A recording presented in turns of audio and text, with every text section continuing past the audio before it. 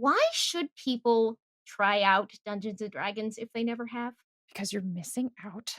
Um, because I was very sad at 25 to discover everything I'd missed. I think playing as a kid would have been really special and exciting, and I regret a little bit that I didn't get to do that. But it was also a different time. I think when D&D when I was young still felt like kind of an exclusive club, kind of like you had to know the password before you could play. Um, so, it was what it was. But it's I think with the right dungeon master, or at least the right attitude about it, it's really not a very difficult space. We all did it naturally. I mean, when we were 5, 6, 7, 8, just making up stories, we were playing D&D without a rule book. It's the same thing. That's how I feel when I play. I feel like a 12-year-old again, just making stories up and, putting on my fluffy skirts and dancing around in my room. That's the feeling that I get from it. So we all know how to do it already. You already know how to play D&D. It's just, again, it's that confidence and having someone at the helm who's willing to do a little bit of research.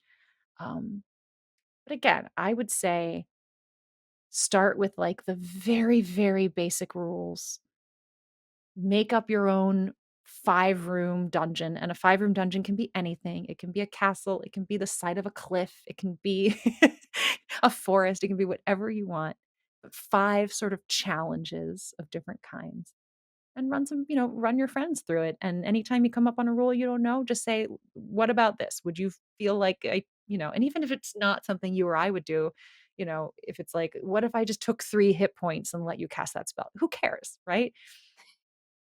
You just do it because you want the story moment to be fun and you want everyone to feel like they're contributing from their imaginations. So, yeah, you everyone should give it a shot. I'm a big champion. I'm always willing if I know you and you haven't played and you have even the slightest bit of interest, I always offer it up. I'm always like, "I will run a very basic 2-hour, 3-hour beginning campaign for you just to see what this is." Because a lot of people, I think, don't even really know what D&D is, and I wanna at least give them that flavor of what it is. I love that. You've alluded in the past that sort of, once you finally found some folks to play with, you Mhm, were like, and then it changed my life. And mhm. now it's sort of like, how did it change your life? Oh, boy. Uh, 1, friendships.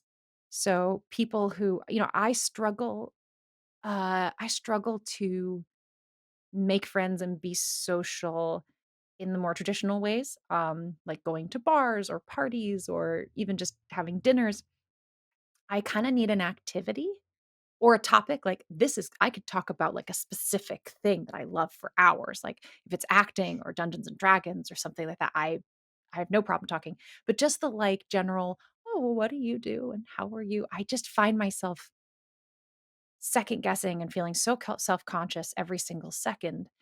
But if I have an activity, like if we're bowling, I can talk to you about your job, or if we're playing D&D, I I just feel like I learn so much about who people are through play. Board Mhm. games as well is a big piece of that. So I No one can hide who it's they are in a one board game. yeah, in a way. And so I've many of my closest friends I've made through playing RPGs, and board games. And maintain those friendships through that, that kind of like, oh, monthly get together. Like I know I'm gonna see them once a month or however that, works. So that's been valuable.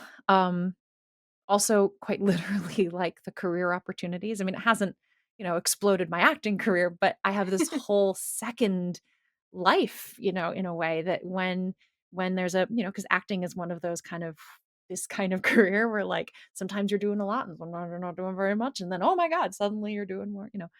Um, and so to be able, when I'm in these places, to one, make some money, and two, be creatively active, is an incredible gift. So that's been really spectacular. And now, looking potentially towards publishing, looking towards running games on a more regular basis. Um, it's become more than sort of a side gig. It's sort of a second career. So yeah, I mean, quite literally changed my life in that way. I mean, I wouldn't be here talking to you. That's for sure. Well, I very much appreciated that this is why I've gotten to meet and know you a little bit over time on these things. But I also love that Yeah. anyone who's watched Relics and Rarities can see that that is a game that specifically only you would run in exactly the way you do it, Right. or could run Yes. in exactly the way you do it. Much as I would love Yes. to do, like, and maybe will at some point in my home games do my Yeah, own you knockoff should. Relics and Rarities.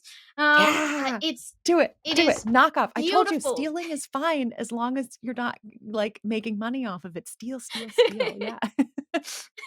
Play with it at your table, because that's the other beautiful thing Yeah, is the yeah, D&D books exist as they are, but we always talk about how the game comes to life in its final form at your table, yeah, and you are a yeah, key participant and shaper of that, and that's why every game is different, even though it's all yeah, D&D.